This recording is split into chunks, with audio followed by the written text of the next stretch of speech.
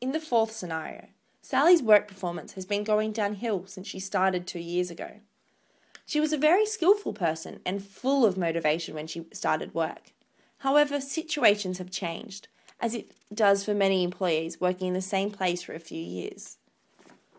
Due to her lack of motivation, Sally is starting to miss important deadlines. Sally has come to a point where she feels her hard effort put into her work has nothing in for her. Her past manager didn't reward her properly, at least it didn't meet her expectations. Due to this, Sally formed a negative attitude towards getting work done on time. Her low work performance was starting to cost her team and the whole branch. The bank was starting to lose tenders and contracts due to a negative stigma attached about workers at this bank not being able to meet their deadlines. When the new manager started, he soon realised that his section of the bank was losing tenders and contracts. He investigated and found out that it was due to unmet deadlines. He started noticing that Sally was not motivated. The manager found out from the past work results that Sally is well skilled and educated for her job. So the manager decided to consult with Sally and find out what was going on.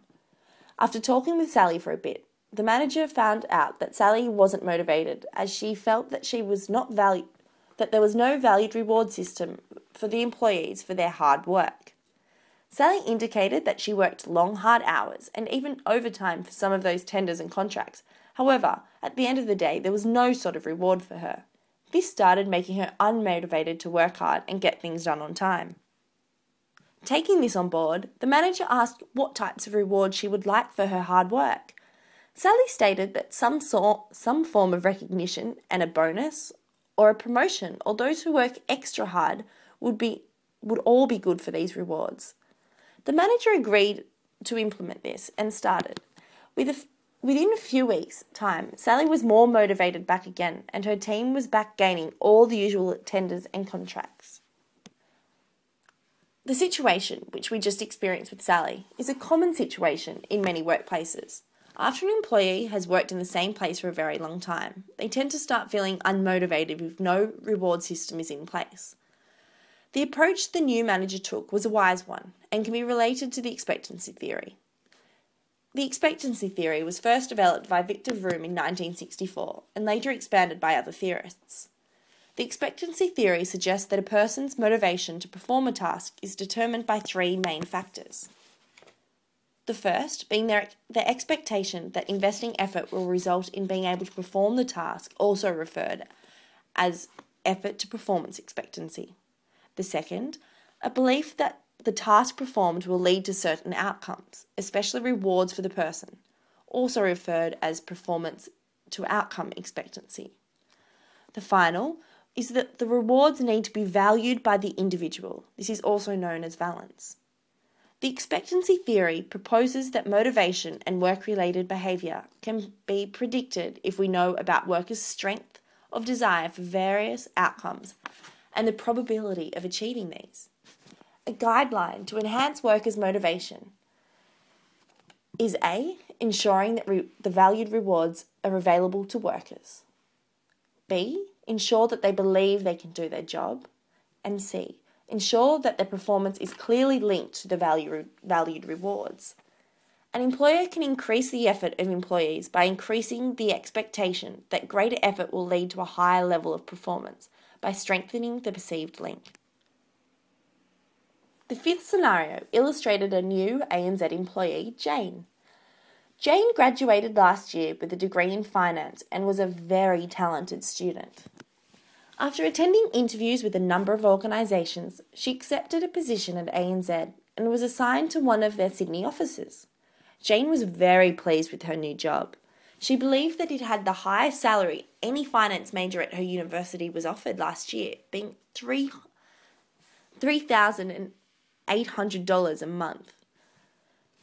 12 months have passed since Jane joined ANZ. The work has proved to be as challenging and satisfying as she had hoped. Her employee is extremely pleased with her performance. In fact, she recently received a $200 a month raise. However, Jane's motivations level has dropped dramatically in the past few weeks. This is because her employer has just hired a fresh university graduate who lacks 1 year experience Jane has gained, and she's getting $4,050 a month. Jane is furious. She's even talking about looking for another job. The manager becomes aware of the change in Jane's work attitude and confronts her regarding this issue. Jane admitted her sudden loss of interest in work is due to the fact that the newly hired staff is paid more than Jane is. Jane requested a salary raise comparative to her job efforts and experience she has. Jane's situation illustrates the role equity plays in motivation. Employees make comparisons of their job inputs and outputs relative to others. We perceive what we get from a job situation in relation to what we put into it, and then we compare our outcome input ratio to that of relevant others. If the perceived ratio is equal to those whom we compare ourselves, a state of equity is said to exist. When the ratio is seen as inequity, we experience equity tension which later creates anger. As seen in Jane's case, she has made few actions that are parallel with the equity theory. She changes her inputs and has thoughts of leaving her job, and later changes her outcomes by requesting a pay rise. The equity theory focuses on distributive justice, which is the employee's perceived fairness of the amount of and allocation of rewards among individuals. To find the evidence of practice, we as a group first all search for any relevant motivational case studies or research that we have done for the banking sector. We found that there were few journal articles on international motivation studies in the field of banking, but nothing very specific or detailed. And so we decided to interview 3 staff from our local ANZ bank branch that we happened to know and could approach them for an interview. All 3 staff members are from the same section of the bank. However, they have all spent different lengths of time at this particular bank. Out of our 3 interviewees, 2 were female and 1 was a male employee. We conducted a semi-structured interview with each of the 3 bank employees individually. The interview was conducted outside of their offices, and they all ran for approximately 50 to 90 minutes each. The interview was taped by a digital recorder and scribed. The interviewees only didn't reflect on their experience, but on other staff members' experiences. Overall, the interview provided a very useful source of information. We thought interviewing a local ANZ branch bank employees would be the best approach, as it would give us a first-hand insight about work motivation and how it works in practice, as the existing research was not specific and useful for our purpose. The theories we discussed in this presentation address different outcome variables. Some, for instance, differ in their predictive strength. We reviewed the most established motivation theories to determine their relevance in explaining our dependent variables and assess the predictive power of each. In the content theories, it described various types of motives and their potential impact on job performance, but they do not explain how motivation operates. There is little dispute that clear and difficult goals lead to higher levels of employee productivity, leading us to conclude that the goal-setting theory provides us with one of the most powerful explanations of this dependent variable.